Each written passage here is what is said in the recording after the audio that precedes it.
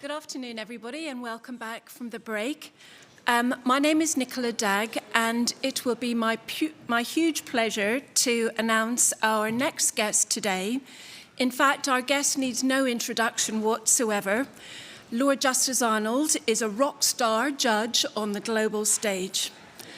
A fearless judge, Lord Justice Arnold has already provided a rich legacy of SEP and FRAND decisions, and live on the screen from his room in the Court of Appeal of England and Wales, Sir Richard joins us today. So, Judge, a very warm welcome. The room is rapidly filling up as everyone awaits your key remarks on FRAND determination in the UK and so much more. Over to you, Judge. Okay, thank you for that kind introduction. Quick question. Should I share my slides from this end, or are you going to do it from that end? Judge, the first slide is on the screen, and I'm happy to move them along if that assists you. That's fine, but I can't see it from where I'm sitting.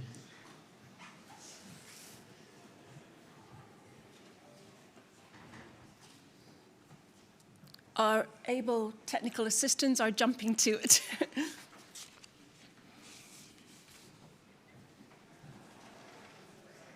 So, can you see it yet, Judge? Your first substantive slide is now. All I can see at the moment is you. Okay, I see you. All right, I understand the setup. Okay, so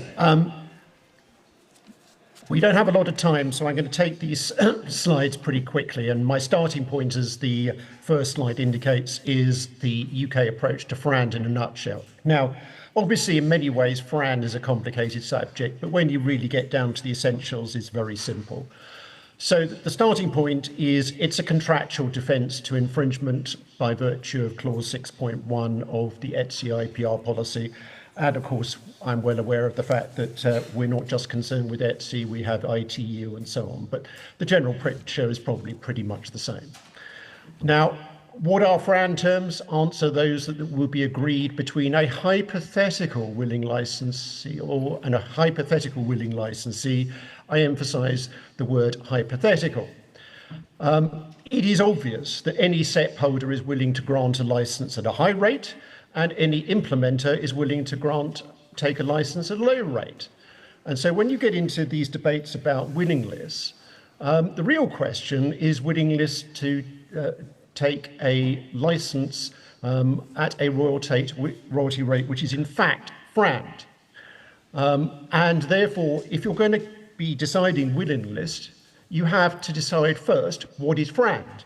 And once you've decided what is FRAND, then you find out who is willing or unwilling to license at that rate. In other words, to put it very crisply, there is only one question in a FRAND dispute, and that is how much. It's as simple as that. And the experience that we've gained in this jurisdiction over the last few years is that when we determine the answer to the question of how much, the parties accept it. Of course, they reserve their right to appeal, but nevertheless, they do accept it. So, next slide. Now, the background to what I'm about to say is a change in the litigation dynamics that we've seen in the UK over the last couple of years. We had quite a few years of litigation in our courts brought by SEP holders, and of course, as everybody knows, that gave rise to the UK Supreme Court decision in the Unwired Planet case, saying that English courts could set global FRAND rates. And so far that's been done 3 times. We came very close to having a 4th, but the parties settled just before the judgment came out. And so in addition to Unwired Planet, there's been the Interdigital and Lenovo and Apple and Optis cases. And it turned out that in those last 2 cases, the terms determined by the court were significantly closer to those offered by the implementers than those sought by the SEP holders. And what that's led to is an increasing acceptance by implementers that it is in their own interests for FRAND terms to be determined by the English courts and for that to happen sooner rather than later, and indeed to that end to implement as commencing proceedings in our courts. And that's led to reaction from holders bringing claim in other jurisdictions, including but not limited to the EU, seeking injunctive relief. Next slide. So this is the background to the recent Panasonic and Xiaomi that we gave in October, which has attracted a certain amount of attention. And the essential facts of that case were a pretty usual story of a SEP portfolio held by Panasonic, implementation by Xiaomi for many years, negotiations, no conclusion. And Panasonic, of course, eventually got fed up, started proceedings, and they started proceedings in a number of jurisdictions, including England, seeking a determination of FRAND terms on a global basis. And then in November 2023, both parties gave unconditional undertakings to the English court to enter into a global license on the terms determined to be FRAND by the court, subject to any adjustment on appeal. And the effect of that was that because those undertakings are enforceable with severe sanctions for breach, one could be certain that the parties would enter into a license. And an order was therefore made for an expedited FRAND trial, which was to commence in late October 2024. And Mr. Justice Mead, who was going to hear the case, said he would try and give judgment by the end of that year. Next slide. And as I said, Panasonic hadn't just brought proceedings in England, they'd also brought parallel proceedings in the German national courts and in German local divisions of the UPC, and I'll refer to those collectively for convenience as German proceedings. And despite the undertakings given by the parties to the English courts, Panasonic refused to undertake not to enforce any injunctions they obtained. And on the contrary, they vigorously pursued those proceedings at great effort and expense. Xiaomi's response to that was saying, well, please give us an interim license pending determination of FRAND terms by the English courts. And Panasonic said no to that, even though Xiaomi were offering to pay royalties in the meantime under that interim license. And so Xiaomi applied for a declaration that a willing licensor in the position of Panasonic would enter into an interim license. High Court said no, and on appeal we said yes. Next slide. And on the appeal, there were 4 issues. Firstly, was Panasonic in breach of its obligation to negotiate FRAND terms in good faith? Secondly, would the grant of a declaration serve a useful purpose, that being the key criterion under our law? Thirdly, would the grant of a declaration be contrary to comity with the German national courts and the UPC? And lastly, if a declaration was granted, what terms for an interim license would be FRAND? Next slide. So our decisions on those 4 issues were as follows. On the first issue, Panasonic was in breach of its obligation to negotiate FRAND terms in good faith. It had invoked the jurisdiction of the English courts to determine what terms for a license of its SEP portfolio were FRAND, and had undertaken to grant a license to Xiaomi on those terms. Moreover, Xiaomi had undertaken to take a license on those terms, so it was certain to get that. And the net result was that there was certainty that there would be a license on FRAND terms determined by the English court. And in those circumstances, Panasonic's purpose in pursuing the German proceedings was to try to force Xiaomi to agree to better terms for Panasonic than the English courts were determined to be FRAND. Moreover, any rational SEP holder in the position of Panasonic would want to be paid sooner rather than later, and yet Panasonic was saying, no, no, no, don't give us the money. Why were they saying, don't give us the money? Answer, because they were trying to coerce Xiaomi into paying more. Secondly, the grant of a declaration would serve a useful purpose because it requires Panasonic to reconsider its position. It would not force Panasonic to change its mind, but there was a real prospect that Panasonic would do so. Thirdly, the grant of a declaration would not be contrary to comity. And lastly, FRAND terms for an interim license would be midway between those offered by Xiaomi and those demanded by Panasonic for the period down to the end of December 2024. Next slide. So it's worth updating you on what happened subsequently. Very shortly after we gave judgment, both parties did in fact agree to enter into an interim license on the terms indicated by the Court of Appeal. Pausing there, what this demonstrates is that what really matters, as I told you earlier, is how much, and if an independent and impartial body, be it a court or some other independent and impartial body, tells the parties how much, the likelihood is they will accept it. And that's what happened in that case, even at the stage of the interim license. Not only that, but shortly afterwards, the parties settled the whole dispute on a global basis. Very hot off the press is the subsequent case of Alcatel and Amazon. The result was announced a couple of weeks ago, but we gave the judgment giving the reasons this morning. And in that case, we have reversed the judge's decision that Amazon had no arguable claim to an interim license in respect of SEPs declared essential to the ITU standards under Swiss law. So that will go forward to a substantive hearing. We didn't decide whether or not they were entitled to an interim license. That will be a matter for future decision. But the next date for your diaries is the 18th of February, when we will be hearing the third in this sequence of cases, which is an appeal in Lenovo and Ericsson, where the High Court has again refused to grant a declaration as to an interim license. And we will see what results from the appeal. So that's where we stand. So in conclusion, on the question I was asked, are the UK courts in sync with the EU? The obvious answer is no, we're not. And there's a very simple reason. We are determining FRAND rates.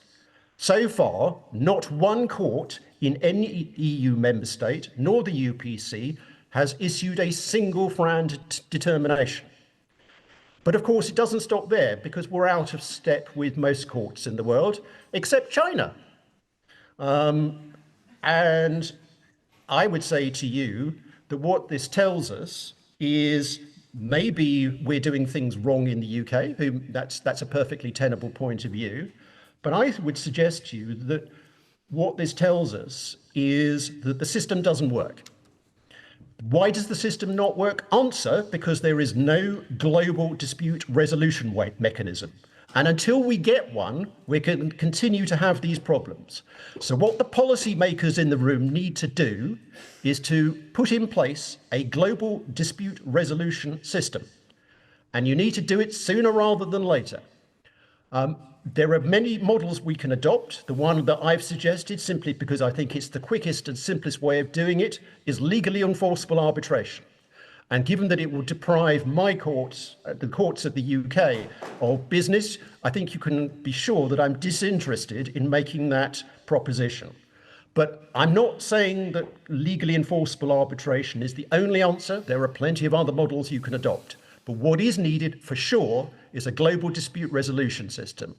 And until then, the next best is for more courts to step up to the plate and determine FRAND terms. Thank you for your attention.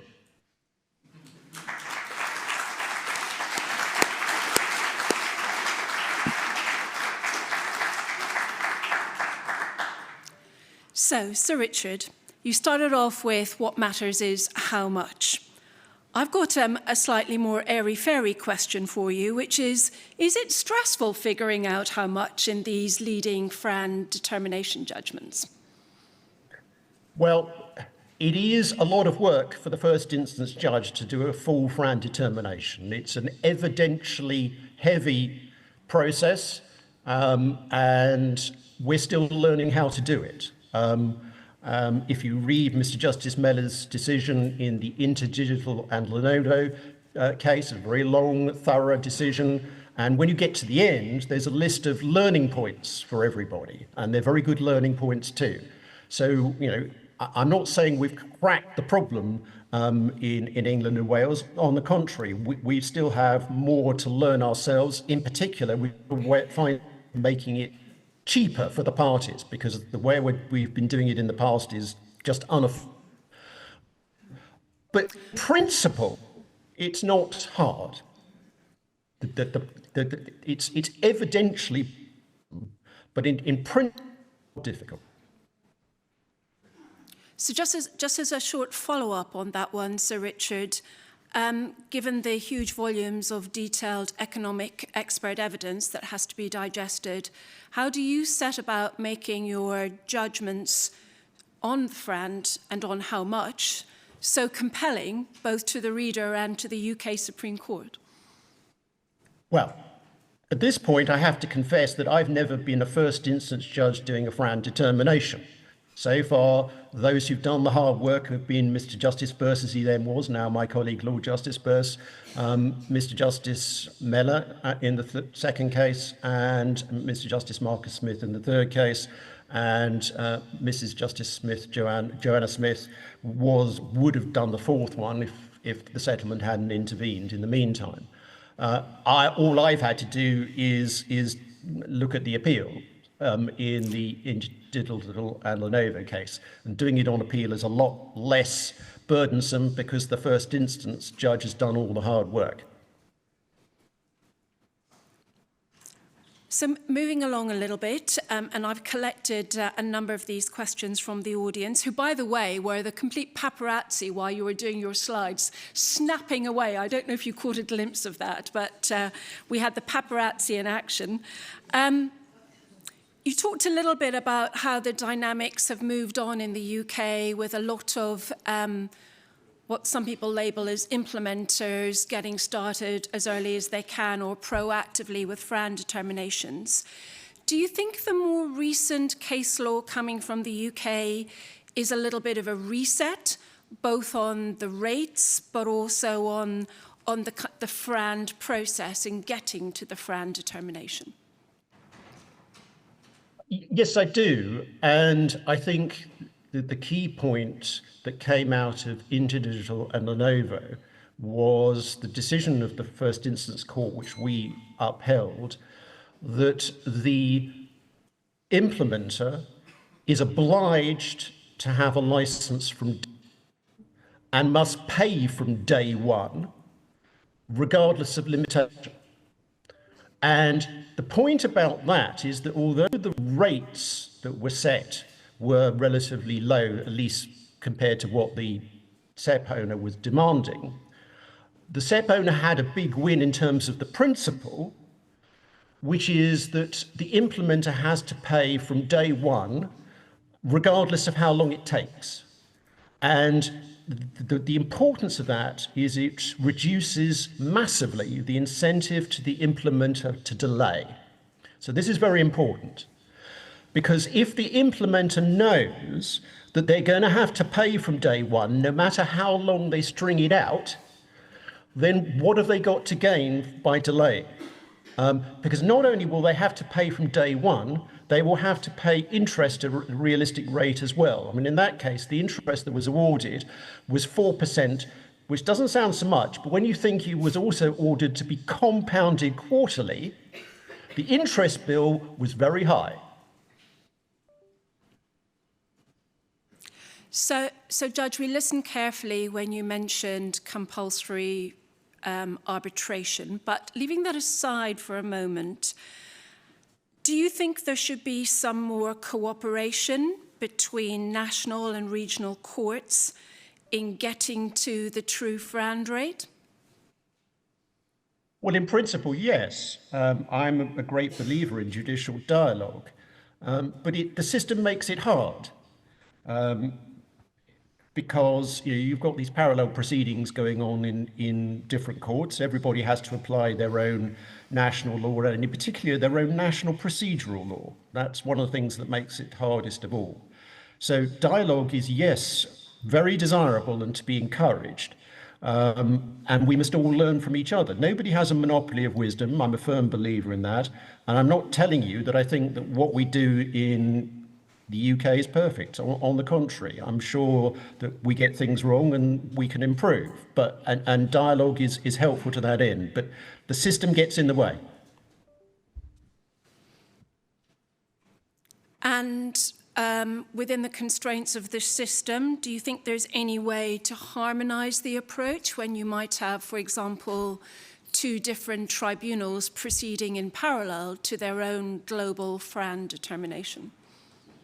Well, two tribunals proceeding to their own global FRAND determination would in a sense, be a step forward. Of course, that's going to give rise to problems of a fairly obvious nature.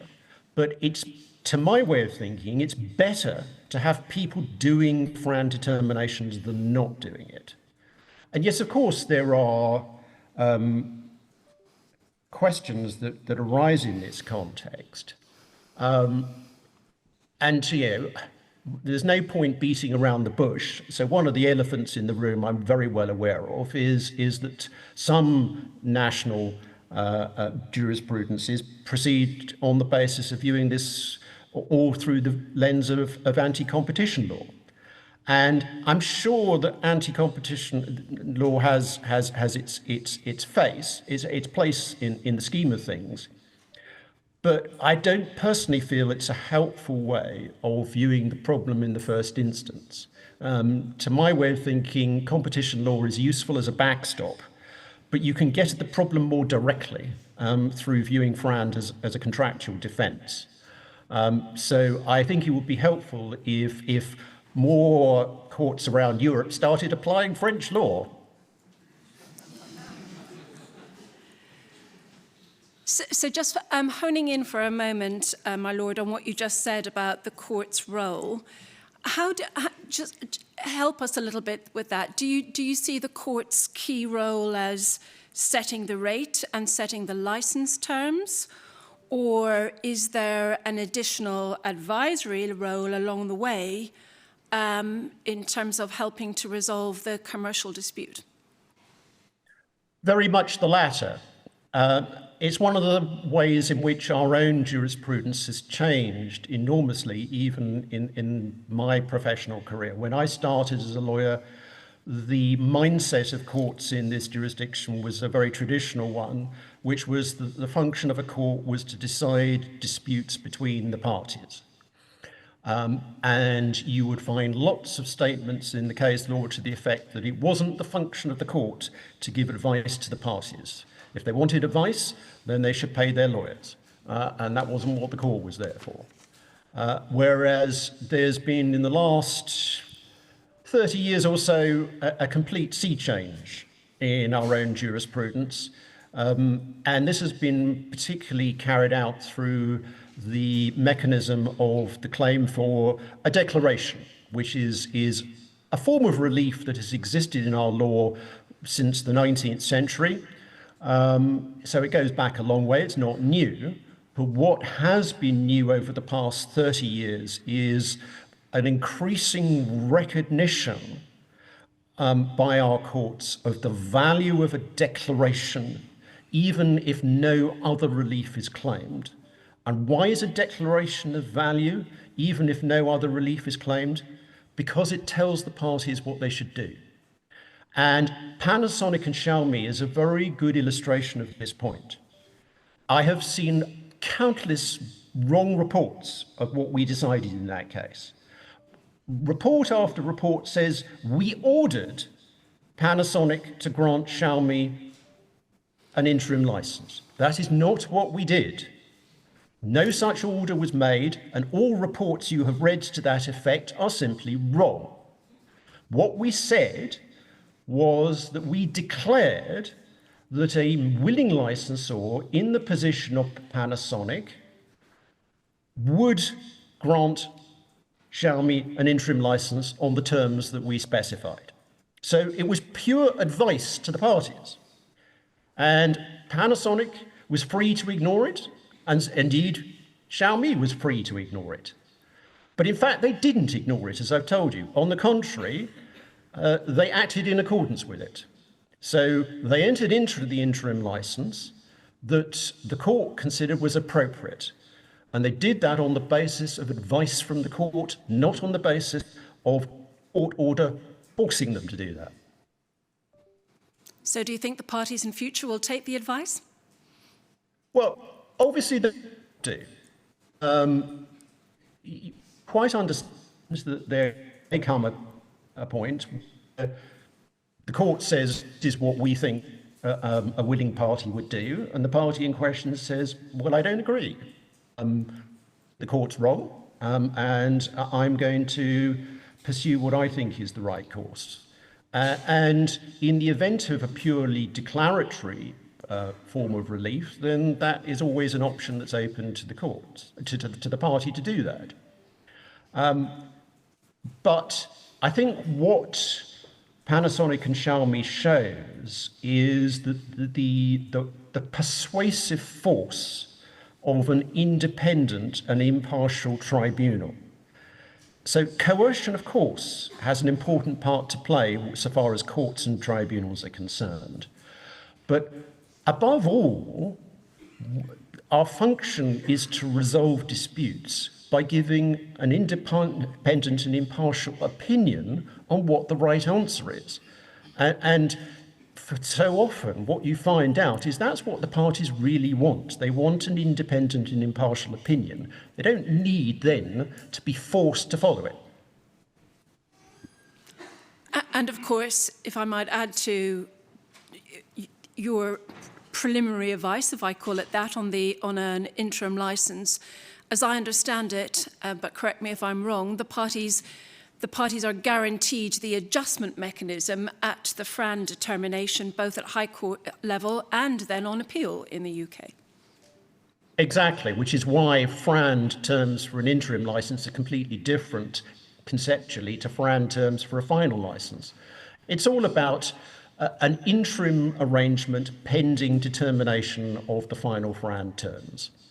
So from a jurisprudential point of view, technically it's a final form of relief, but in reality it's an interim form of relief because it's just designed to hold the ring pending a final determination. And indeed, on a quick scan of your latest instalment in your FRAND judgments, that's exactly what you said in the judgment handed down today, that if a declaration is granted in the Nokia Alcatel case, its purpose is to hold the ring pending the determination of the final license. Well, strictly speaking, that passage in the judgment is reciting the argument being advanced by Amazon. But some degree of agreement with that is expressed. I think you've got to read the judgment to see the extent to which I agree with that. And it's not the final word on the subject, I think, is what I would say at this stage.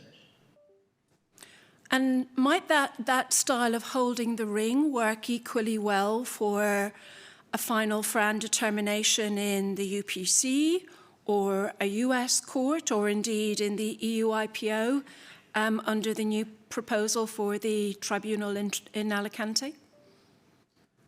Sure. I see no reason why other courts can't adopt the same course. I appreciate, and I come back to the point I was making about procedural law. Not everybody has the degree of procedural flexibility that we have under our law. And indeed, when it comes to declaratory relief, it's not just procedural flexibility, it's flexibility in terms of the relief we can grant. But in principle, I don't see any reason why other courts and tribunals shouldn't adopt the same approach.